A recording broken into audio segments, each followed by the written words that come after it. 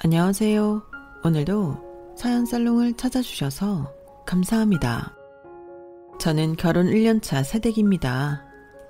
결혼 몇 년 차까지를 새댁이라고 하는지 모르겠지만 일단 올해 말까지는 새댁 소리를 듣게 될 것 같아요.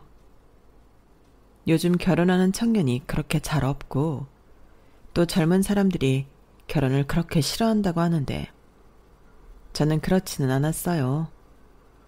막상 해보니 하늘을 둥둥 날아다니는 느낌까지는 아니어도 그래도 편안하고 안정감 있는 삶이 사라지더라고요. 아마 저도 남편도 둘 다 안정적인 삶을 살고 있다가 결혼했기 때문인 것 같기도 합니다. 생각해보면 저는 결혼 전 혼자 살 때도 크게 불편함 없이 살았는데 결혼하고 마음이 더 여유로워진 걸 보면 남편은 잘 만났다 싶어요. 저희 남편은 젊은 한의사인데 그전엔 불같은 사랑만 해보던 저는 남편과 연애한 뒤로 이렇게 편안하고 잔잔한 사랑도 있구나 라는 걸 처음 알게 되었어요. 나이 차이도 3살밖에 나지 않는데 말이에요. 남편은 늘 차분하고 침착한 사람이었고 저도 남편을 만나면서 그런 남편의 차분한 모습을 담게 되었답니다. 남들은 제가 한의사를 만난다고 하면 우와 하지만 저는 저희 아빠가 가정의학과 의사셨기 때문에 사실 크게 감흥은 없어요. 아빠도 남편도 동네 아이들과 어르신 장사가 메인이고 수입도 평균보다 조금 더 버는 정도니까요. 그리고 저희 가족 그리고 남편은 먹는 것도 입는 것도 크게 사치를 부리진 않아서 큰 이벤트도 없이 평화롭게 지난 1년 남짓을 지낼 수 있었죠. 하지만 이런 평화가 그냥 공짜로 얻어진 것은 아닙니다. 놀랍게도 저는 요즘 같은 생활을 얻기까지 몇 번이나 전쟁 같은 일들을 마주해야 했고 사실 지금의 평화도 영원한 이란 보장은 없어요. 그래서 더 소중한 걸지도 모르겠네요. 저희 가족들의 평화를 위협하는 존재가 늘 코앞에 있기 때문인데요. 그건 바로 저희 시댁 집안 최고의 애물단지인 시누이랍니다. 시누이는 남편과는 14살 차이 나는 돌싱으로 내년에 중학교에 올라가는 딸내미를 혼자 키우고 있어요. 요즘 시대에 이혼 따위야 흠도 아니지만 시누이를 보면 왜 전 남편이 이혼을 했는지 너무나 알 것 같았어요. 시누이의 개념 없고 뻔뻔한 언행에 두 손 두 발 다 들고 도망을 간 게 뻔했죠. 시누이는 입만 열면 자신이 세상에서 가장 고생을 많이 하고 가장 상처를 많이 받은 피해자라는 양 이야기를 하고 다녔거든요. 상대가 누구든 무조건 자신이 피해를 많이 봤다는 걸 강조했죠. 그리고 그 진상짓을 가족들에게 제일 많이, 제일 심하게 저지르는 것 같았고요. 게다가 시간과 장소, 같이 있는 외부인은 전혀 상관하지 않고 그야말로 본인이 내킬 때마다 가정사를 들먹이며 가족들 흉을 봤어요. 교양도 개념도 없는 시누이의 가장 큰 희생자는 바로 시어머니였죠. 내가 15살 그 어린 나이부터 쟤를 업어 키우느라 키도 못 크고 허리도 삐뚤어진 거야. 한참 공부할 나이에 공부도 못하고 애만 봤다니까? 그래 알았어 누나. 고마운데 상 차리는 거 안 도와줄 거면 좀 비킬래? 전 남편 그 개자식이 결혼하기 전에는 아주 하늘의 별이라도 따다 줄 것처럼 굴더니 말이야. 결혼하자마자 어쩜 그렇게 돌변했는지 몰라. 남자란 것들은 하여간 믿을 수 없는 종족들이야. 딸, 너도 남자들이 하는 말 다 고지고대로 믿지 말어. 다 너 어떻게 해보려고 하는 거니까. 애한테 벌써부터 좋은 거 가르친다. 어이구, 창신이 말 못 들었어? 좀 나와. 거들 거 아니면. 엄마가 나한테 큰 소리 치면 안 되지. 이게 다 엄마 때문인데. 어? 엄마가 다른 남자랑 바람나서 이런 콩가루 집안에서 나를 자라게 해놓고 말이야. 내가 원래 우리 아빠 있을 때는 공부도 잘하고 얼굴도. 엄마 들어와. 우리는 방에서 먹자. 빨리 들어와. 그래, 얼굴 보고 인사했으면 넌 이제 소민이랑 들어가라. 소민이 엄마랑 얼른 들어가 있어. 처음 시댁에 인사드리러 갔을 때도 손님인 제가 민망할 정도로 자기 인생 하소연을 그렇게 하더라고요.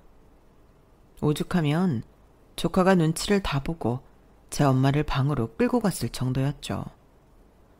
사실 저희가 결혼을 약속하기 전부터 남편에게 시누이에 대한 이야기는 이미 여러 번 듣기는 했지만 실제로 보니 상상했던 것보다 더 비상식적인 인간 같았어요. 시누이가 제 딸과 함께 방으로 들어가고 나서야 시어머니는 저에게 못 볼 꼴을 보여 미안하다며 멋쩍게 사과를 하셨고 그날은 저희 셋만 거실에서 식사를 하면서 이야기를 나눴어요. 시어머니는 저희 결혼에 대해 아무런 조건이 없으니 능력 되는 대로 지원해 주겠으니 명절에 시댁에 찾아올 필요도 없고 평소에도 굳이 자주 연락할 거 없다며 먼저 선을 딱 그으셨죠. 제가 다 어안이 벙벙할 정도로요. 꿈속에서 작은 금가락지 하나만 제게 넘기시면서 예단도 필요 없다고 하셨습니다. 이게 내가 당신의 애비랑 결혼할 때 맞췄던 반지다. 예물로 주기엔 영 시원치가 않지? 아니에요, 어머님. 요즘 금이 얼마나 귀한데요. 저희도 약소하게라도. 아니야. 그런 것 하나도 필요 없다. 어차피 아들이나 딸이나 결혼하고 출가 외인인 건 똑같아. 나야 결혼을 2번이나 했으니 다 낡은 가락지 주는 거야 일도 아니지만 이제 막 시작하는 세댁한테 뭘 또 받니?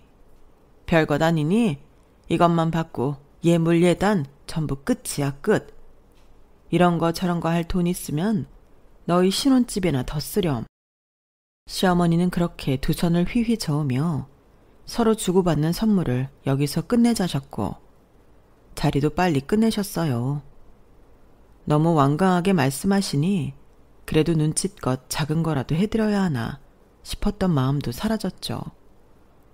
오히려 더 불편해하실 것 같다는 생각이 들었거든요.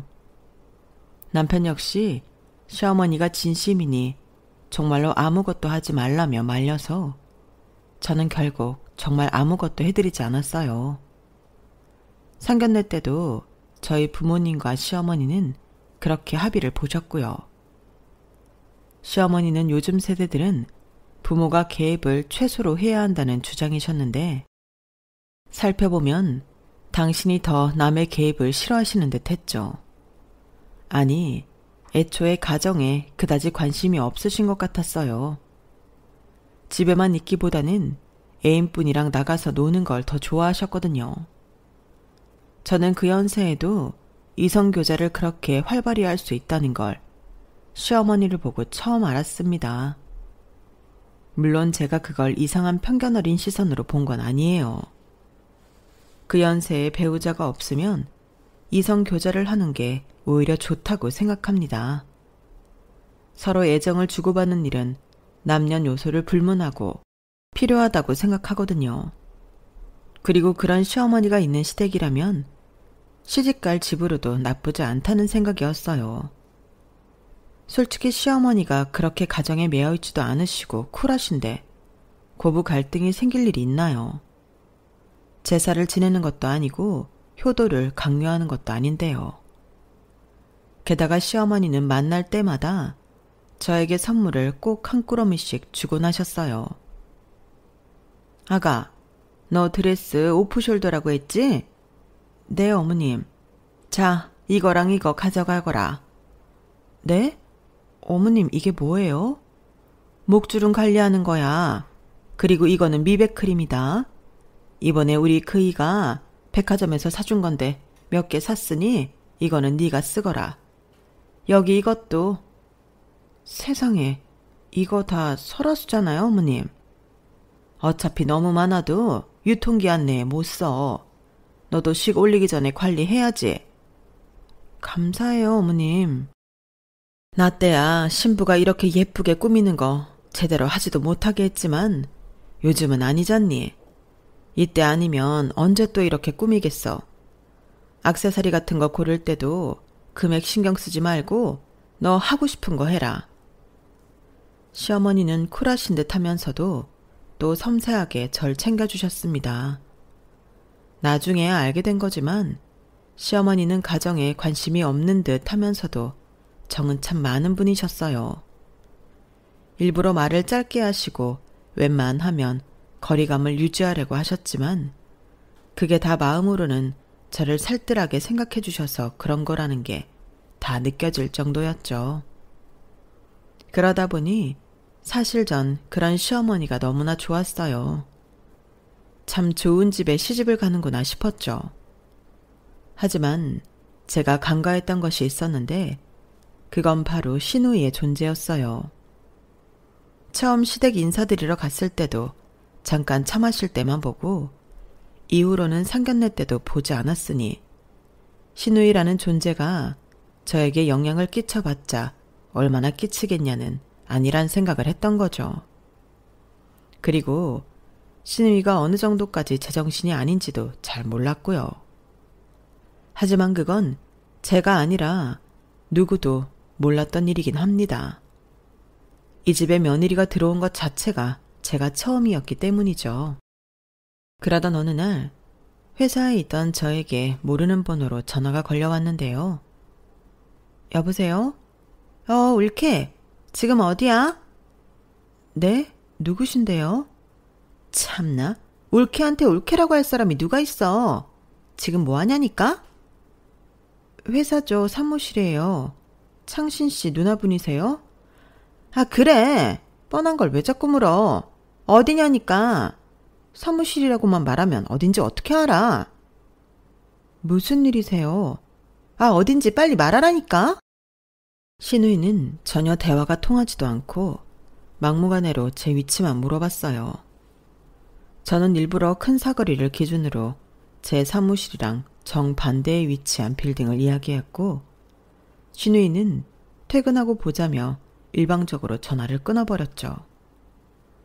조금 더 시간적 여유가 있었다면 저도 침착하게 생각을 해보고 남편에게 연락을 했을 텐데 마침 퇴근이 30분도 남지 않은 시점이라 굉장히 당황했어요. 어떻게 하면 위치를 잘못 알려준 걸 들키지 않을 수 있을지 그 생각만 하다가 30분이 훌쩍 가버렸고 전화는 쉴 새 없이 울려댔죠. 당장 회사 앞으로 나오라는 시누이의 닭다리였어요. 결국 저는 거짓말로 알려준 건물 뒤편으로 들어가 로비에 있는 시누이를 만나게 되었어요. 그 건물 1층에는 마침 대형 카페가 있었는데 시누이는 한치 고민 없이 저를 그 카페 안으로 데리고 가더군요. 처음엔 갑자기 맞닥뜨리게 된 상황에 정신도 없고 시누이를 단둘이서 보는 것이 처음이라 긴장도 했었는데요. 당연하다는 듯이 저한테 턱짓을 해가며 계산하라고 하거나 반말을 내뱉고 허락도 없이 남의 음료를 먼저 한 입 마시는 등 기본적인 예절이라고는 눈꼽만큼도 없는 그 여자의 태도에 긴장이 탁 풀렸어요. 그 여자는 제가 냅킨을 가져오는 걸 대놓고 위아래로 훑어보더니 첫 마디부터 아주 개념 밥 말아먹은 소리를 했습니다. 여자는 외모도 실력인데 넌 아직 유부녀도 아닌데 벌써 유부녀처럼 하고 다니면 어쩌니? 외모부터 점수가 마이너스다 마이너스. 그 말을 하는 본인이야말로 싸구려 꽃무늬 셔츠와 진분홍 바지 사이로 뱃살이 비집고 나오고 있는데 말이에요. 그 말을 시작으로 시누이는 촌스러운 시뻘건 루즈를 바른 채로 한참이나 제 외모를 평가해대기 시작했어요. 머릿결이 푸석하니 피부가 거무튀튀하니 눈이 짝짝이니 그냥 눈에 보이는 대로 트집을 잡는데 솔직히 본인이 훨씬 살찌고 관리가 안 돼 있으면서 그런 소리를 하는 꼴이 우습기만 했어요. 솔직히 우리 창신이가 어디 내놓으라 하는 귀한 집 딸한테도 전혀 꿀릴 것이 없는 1등 신랑감인데 말이야. 내가 개 키우고 공부시키느라 얼마나 등골 빠졌는지 몰라. 너 그거 알아야 돼. 아, 예. 근데 넌 이렇게 기본적인 치장 하나도 없이 길바닥에 다니고 말이야. 동네 부끄러운 줄 알아야지. 아, 됐다. 그래. 너 여기서 뭐하니? 네? 무슨 일 하냐고. 아, 그냥 직장인인데요. 일반 사무직이라서. 아, 답답해. 똑같은 말 여러 번 물어보게 하지 말고. 너는 네가 무슨 일 하는지도 모르니? 그러면서 의사 사모님씩이나 되려고 해? 엔터 회사 다니고요. 마케팅 쪽 일하고 있어요. 엔터? 엔터? 무슨 엔터? 그런 거면 뭐 유명한 연예인이라도 있고 뭐 그런 거 아니야? 무슨 엔터인데? 빨리 말해봐. 신우이는 그 사람들 많은 데서 야단 법석을 떨며 절 추궁했고 전 어쩔 수 없이 회사 이름을 대하했어요. 신우이는 회사 이름을 듣자마자 눈이 왕방울마랑에 커지며 어머, 어머, 어머를 연발했죠. 너무 창피해서 그대로 뛰쳐나가고 싶을 정도로 호들갑을 떨어대면서 말이에요. 우리 딸내미가 좋아하는 아이돌 있는 회사잖아. 그럼 너 맨날 그 아이돌 보겠다? 근데 그 엔터 회사는 이 건물이 아니지 않아? 아니요, 그렇진 않아요. 일반 직원이 소속 연예인을 볼 기회는 거의 없거든요. 그래서 건물도 다른 거예요. 전 여기서 일하면서 한 번도 연예인 본 적 없어요. 그치만 노력하면 볼 수는 있잖아. 직원인데. 일반인이랑 어디 갔니? 그러지 말고 우리 애가 좋아한다는 멤버 사인이라도 좀 받아와라. 아니다. 우리 애를 데리고 여기로 다시 올 테니까 사진 한 번만 찍게 해줘. 안 돼요. 회사 안에서도 그런 일 했다가 걸리면 저 엄청 혼나거나 쫓겨나요. 절대 안 돼요. 그럼 안 걸리게 하면 되잖아. 아니면 콘서트 티켓이라도 좀 몇 장 얻어다 주던가. 그건 횡령이잖아요. 전 그냥 직원일 뿐이라니까요. 그럼 굿즈라도 가지고 와. 너는 의사 사모님 소리 듣겠다는 애가 입만 열면 안 돼요 소리만. 지금 네 주제 파악이 안 돼? 하라면 할 것이지 왜 이렇게 삐대니 삐대기. 비상식적인 요구를 하시는데 제가 어떻게 된다고 말씀드릴 수가 있겠어요. 안 되는 걸 안 된다고 말씀드리는 것 뿐이에요. 애초에 그런 부탁을 하시는 것 자체가 실례라는 생각은 안 하세요? 뭐라고? 야, 부탁은 너랑 내가 동등한 관계여야 하는 거고 이게 진짜 좋은 말로 대해주니까 아주 네가 나랑 동급인 줄 아는구나. 창신이 걔 내가 키운 거야. 엄마가 키운 게 아니라. 내가 네 시어머니나 다름없다고. 시어머니가 말씀하셔도 안 되는 걸 어떡해요. 같은 말만 반복하시는 거면 그냥 일어날게요. 죄송하지만 제가 가족 부탁으로 범죄를 저지를 수는 없습니다. 그리고 정말로 망설임 없이 그 자리에서 일어나 버렸어요. 상대가 누구든 제가 선 넘는 부탁을 들어줄 이유가 없으니까요. 그리고 본인 스스로 말했듯이 그건 부탁도 아니고 일방적으로 때를 쓰는 건데 계속 상대해줄 이유도 없었고요. 저는 자기 뜻대로 움직여주지 않으니 길길이 화를 내는 신우이를 내버려두고 카페 안에서 나와버렸어요. 그리고 당장이라도 쫓아올 기세인 신우이한테 잡힐까봐 재빨리 아무 버스나 타버렸죠. 버스는 저희 집이 아닌 반대 방향으로 갔고 덕분에 저는 한참이나 빙 돌아서 집에 도착하게 됐어요. 아무것도 몰랐던 남편이 퇴근을 잘 했는지 평소처럼 안부 연락을 해오길래 저는 그날 있었던 일을 전부 말해주었죠. 남편은 어쩔 줄 몰라 하며 정말 미안하다고 사과를 했고 나중에 밤늦게 한 번 더 연락을 해서 앞으로 이런 일은 일어나지 않을 거라고 거듭 사과했어요. 아마 그 사이 신우이한테 한 소리를 한 것 같은데 남편이 그렇게까지 사과를 하니 저는 어떻게든 해결이 됐으면 괜찮다고 하고 넘어가 주었어요. 그렇게 모든 갈등이 끝난 줄만 알았는데 나중에 알고 보니 완전히 해소된 게 아니었어요. 그 일로 남편과 신우이는 엄청나게 싸웠다고 하더라고요. 신우이는 당장 저와 헤어지라고 남편에게 난리를 쳤다고 해요. 남편이 저에게는 하나도 티를 내지 않아서 저는 까맣게 몰랐는데 나중에 시어머니와 함께 한복을 맞추러 가기 위해 시댁에 잠깐 들렀을 때 전부 듣게 되었죠. 그날도 집에 있던 시누이는 절 보자마자 자기가 애지중지 키운 동생 잡아먹으려니라며 막말을 해댔는데 시어머니가 펄쩍 뛰며 말릴 정도였어요. 이게 진짜 미쳤나? 네 결혼이냐? 왜 자꾸 네가 난리야? 얼른 들어가지 못해? 내가 창신이를 어떻게 한의사 되기까지 키웠는데 저딴 년이 홀라당 가져가라고 그렇게 키운 줄 알아? 시애미는 난데 왜 네가 시집살이를 못 시켜서 난리냐고. 아주 옛날 우리 시엄마보다 네가 더 악독해 이거사. 아직 식도 안 올렸는데 며느리 쫓아내려고 작정했어? 너 얘네 결혼하고 나서도 아니 결혼한 이후에도 계속 그렇게 꼬장 피울 생각 말어. 엄마가 시집살이를 했으면 얼마나 했다고 그래.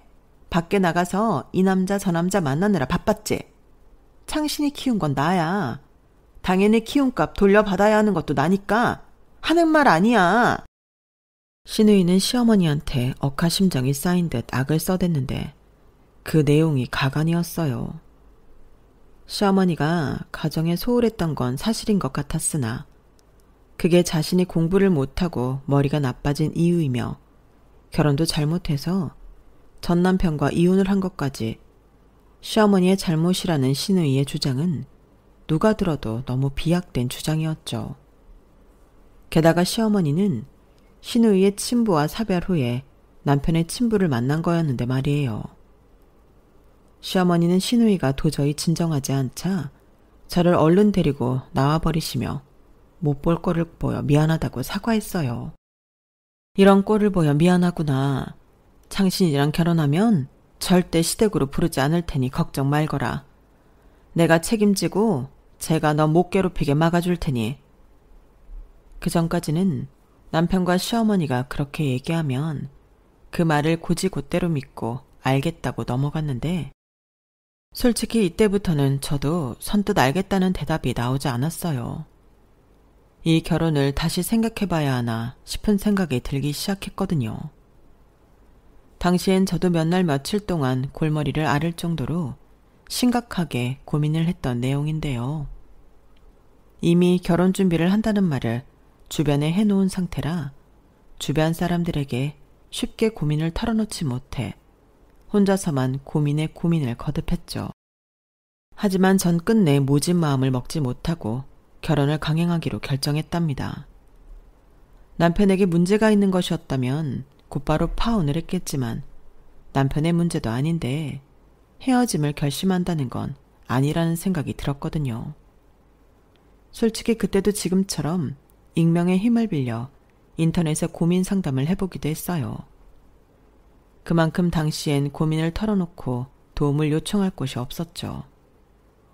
제 글에는 수많은 댓글이 달렸는데 내용을 종합해보면 지금이라도 헤어지던지 정 못 헤어지겠으면 어느 정도 굽히고 들어가라는 거였어요.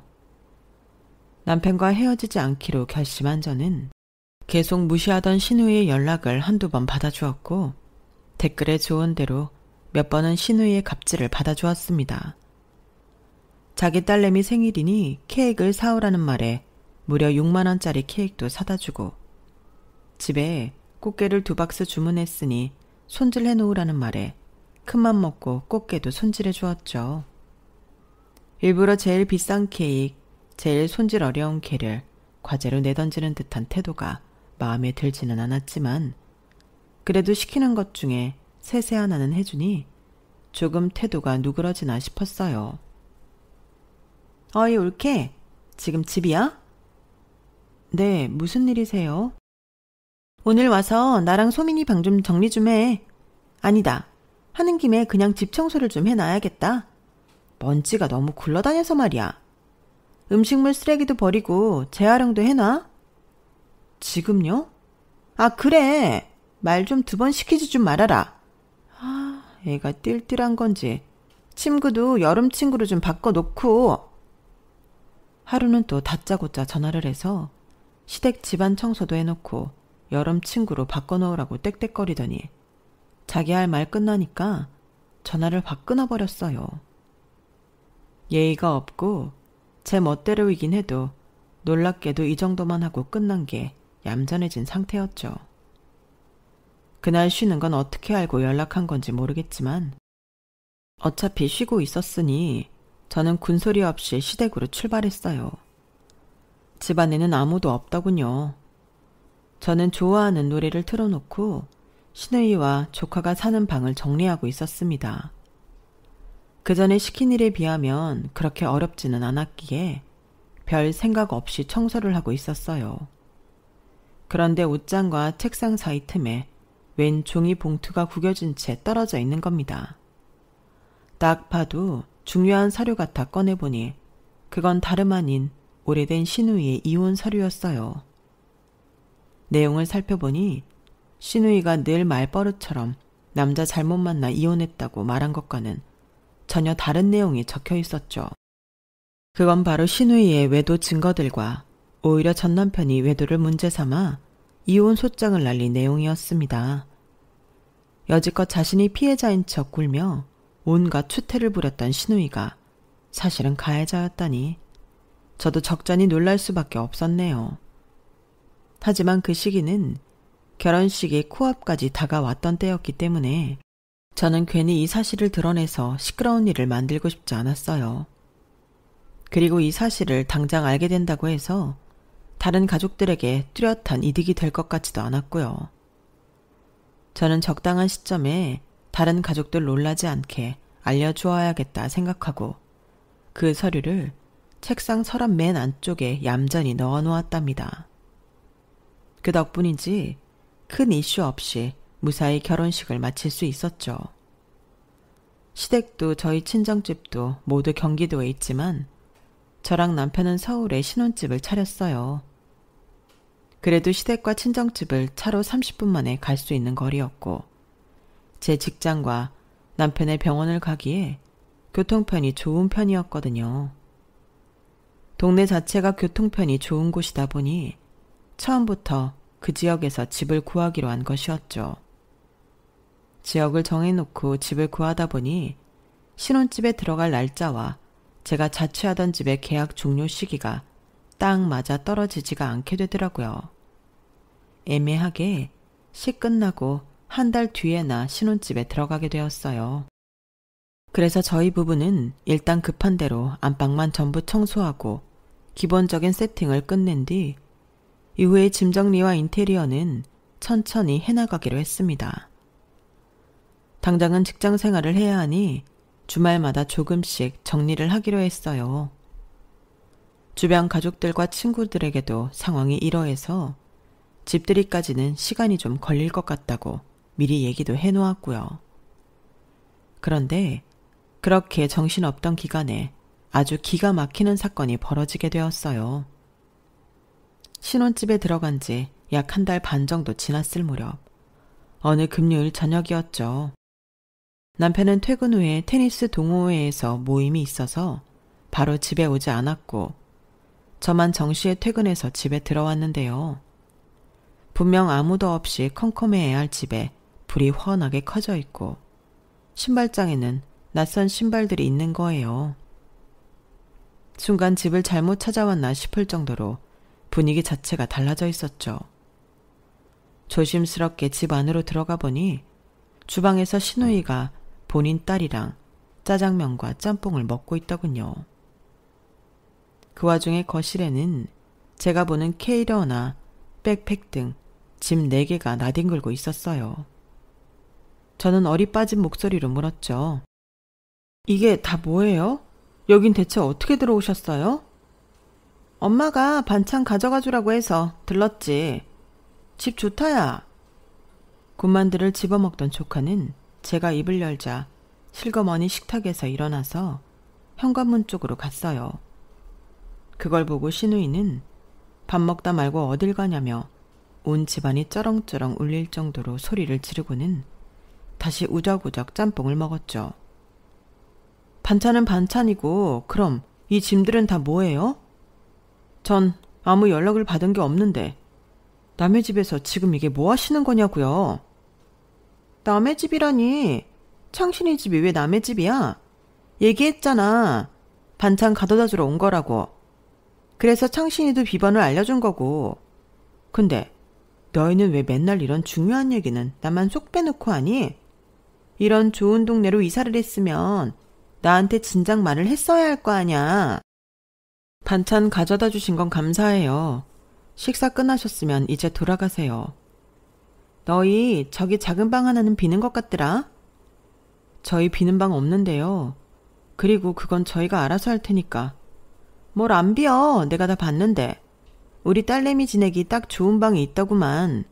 저 작은 방 우리 소민이 좀 줘. 너무 당당하고 뻔뻔하게 말을 하니 전 순간 기가 차서 할 말이 없어졌어요. 목구멍이 턱 막히더군요. 제가 말이 없으니 신우이는 더 당당하게 개소리를 줄줄 늘어놓았죠. 여기가 학군이 좋잖아. 우리 딸이 갈 만한 명문대도 많지만 쟤도 창신이처럼 명문대 가고 성공하려면 미리 이런 지역에서 사는 게 맞아. 너 신혼집 잘 구했어. 그건 칭찬해. 애 등교하려면 적어도 7시에는 아침 먹여야 하니까 시간 맞춰서 밥상 차리고, 응? 한 12첩? 그 정도는 해야 애가 영양소 골고루 먹고 내가 잘 돌아갈 거 아니야. 용돈은 달에 200만 줘. 쟤랑 나랑 합쳐서 200이니까 이것도 나쁘진 않지? 어차피 난 여기 자주 오는 것도 아니니까. 대신 우리 딸 영어가 좀 약하거든? 니네가 잘 알아보고 괜찮은 학원 하나만 좀 보내줘. 전학 소속 최대한 빨리 받긴 할 건데 그냥 다음 주부터 들어온다고 생각해. 애 적응하려면 주말마다 미리 보내는 게 나을 것 같으니까. 그때 깨달은 건 제가 결혼 전에 몇 번 져준 게 신우이를 잠재운 게 아니라 오히려 더 기고만장하게 만들어버렸다는 거였어요. 제 실수였고 지금이라도 바로 잡아야겠다는 생각이 들었죠. 하지만 새 식탁에 퍼즐로 앉아서 이미 저희 신혼집을 제 집인 양 편안하게 생각하는 신우이를 보니 화가 머리끝까지 나면서도 적당히 말해서는 물러나지 않을 것 같은 불안한 마음도 들었어요. 그래서 저도 모르게 말이 세게 나가게 되었죠. 지금 그게 다 무슨 소리예요? 저희가 왜 소민이를 키워요? 그리고 그런 부탁을 하실 거면 200은 아가씨가 저희한테 주셔야죠. 얘 봐라. 야, 그럼 내가 딸내미 여태 키우고 네 남편도 키우고 그리고 너한테 용돈까지 줘야 한다는 거야? 당연히 너희도 너희 몫을 분담해야 할 거 아냐. 그게 왜 우리 몫이냐고요. 저희도 집 정리하고 생활 안정화되면 아예 계획 세울 거예요. 아가씨야말로 억지 부리지 말고 책임감 있게 부모 노릇부터 하세요. 이게 어디서 버르장머리 없이.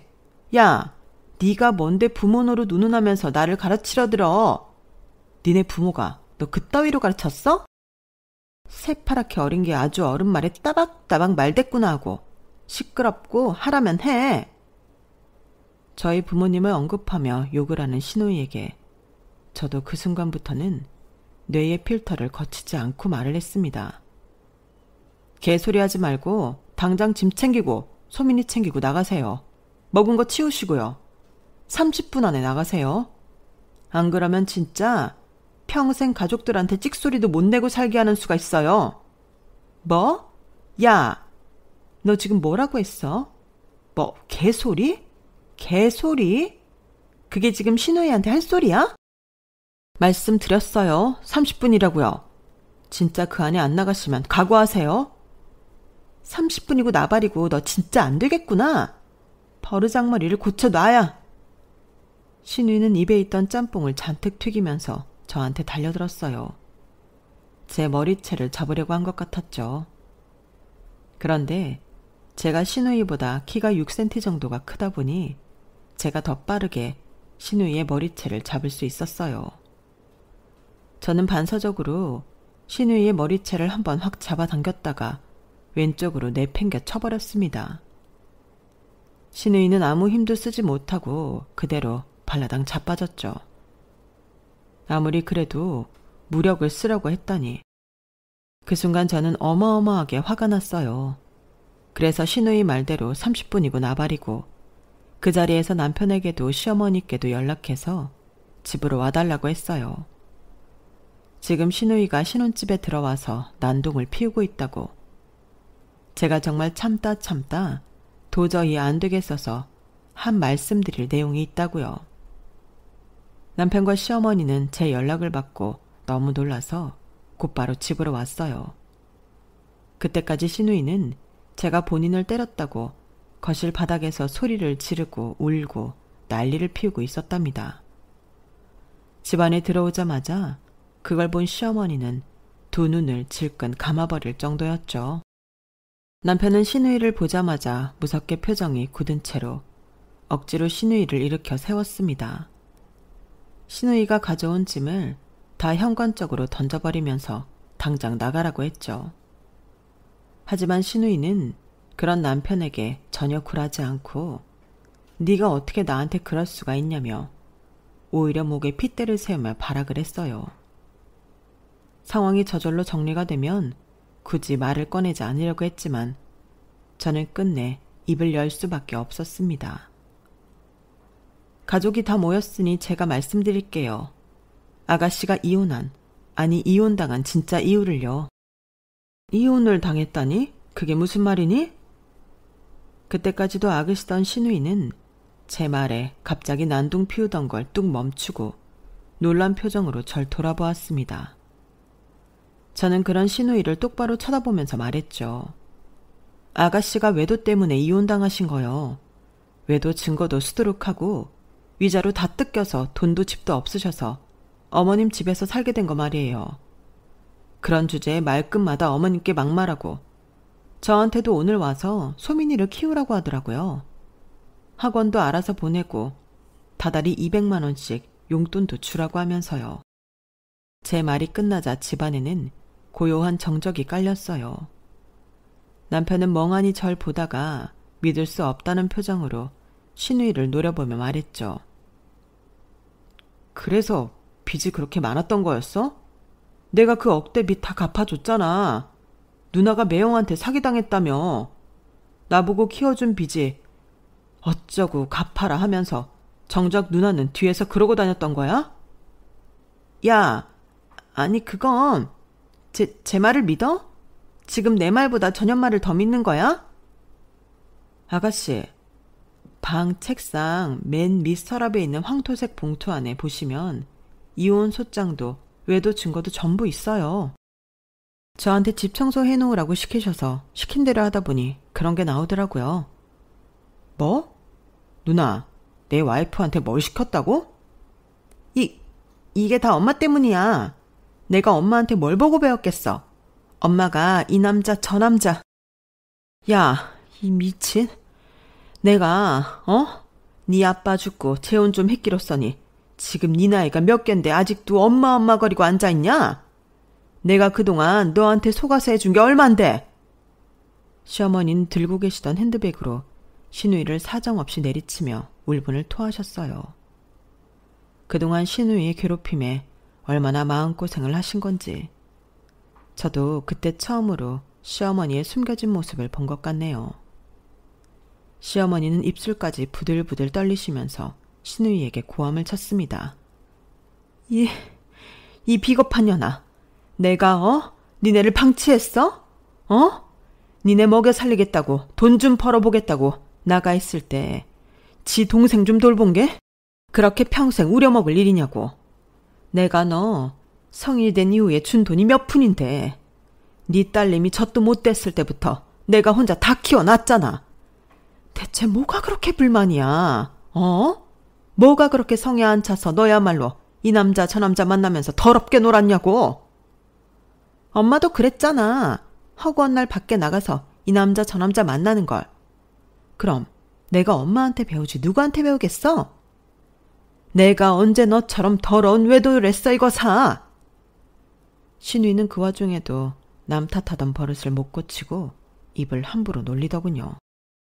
그리고 곧바로 시어머니가 온 힘을 다해 날린 손바닥에 뺨을 맞고 쓰러졌죠.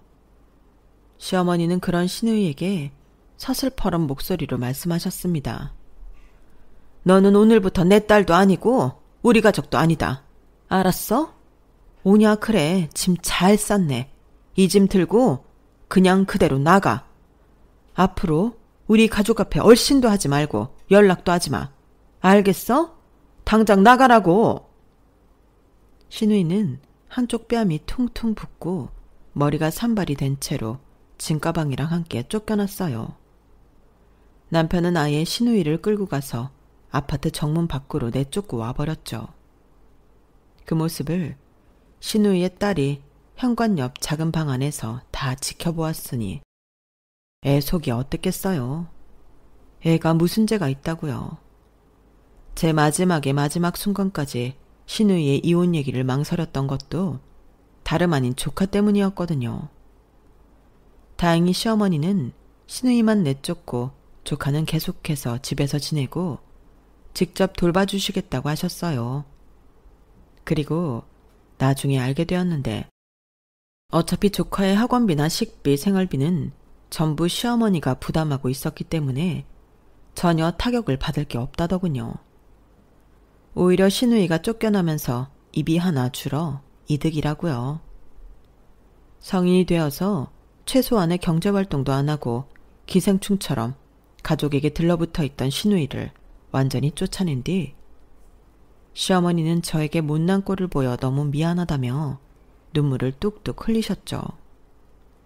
남편 역시 저에게 사과를 했고 앞으로는 신우이를 볼 일도 없게 하겠다고 약속하셨어요. 저는 그 일이 있고 나서 한동안 신우이라는 게으르고 뻔뻔한 최소한의 양심도 없는 사람 때문에 어이없게 당하며 착취인 줄도 모르고 착취당했던 남편과 시어머니가 다시 보였어요. 너무 불쌍하게 보였죠. 시어머니가 가정에 관심이 없던 이유도 어느 정도 이해가 가기도 했고요. 평생 희생을 해도 딸에게 인정은커녕 비난만 듣는데 나 같아도 마음의 위안을 밖에서 찾았을 겁니다. 그날 이후로 신우이에 대한 소식은 거의 듣지 못했어요. 몇 번 시댁으로 몰래 들어오려다가 시어머니에게 구두주걱으로 흠씬 맞고 다시 쫓겨났다고 한 건 있었네 하며 시어머니가 들러주셨죠. 시어머니가 현관 비밀번호도 바꿔버리고 조카에게 핸드폰까지 새로 사주시면서 신우의 연락을 받지 말라고 하니 이제는 잘 찾아오지 않는다고 하더군요. 자기 애한테도 좋은 엄마가 아니었던 건지 조카는 오히려 이제서야 얼굴이 편안해졌고 실제로 전보다 잠도 잘 자고 잘 먹는다고 합니다. 남편과 저는 방해꾼이 사라지니 더없이 좋은 신혼생활을 하고 있어요. 이제는 신혼집 정리도 다 끝내고 저희의 취향을 담은 아늑한 우드톤의 집에서 소소한 행복을 나누며 살고 있어요. 그제서야 진정한 결혼 생활을 즐기게 되니까 전에 없던 마음의 안정을 갖게 되어 얼마나 편한지 모릅니다. 저희는 슬슬 2세 계획을 세우고 있는데 아무쪼록 예쁜 아기 천사가 찾아와 주었으면 하고 바랄 뿐이에요. 제 이야기는 여기까지랍니다. 지금까지 들어주신 모든 분들께 오늘 하루도 행복이 가득하시길 바래요. 여러분, 사연 댓글에 응원과 현명한 조언 부탁드려요.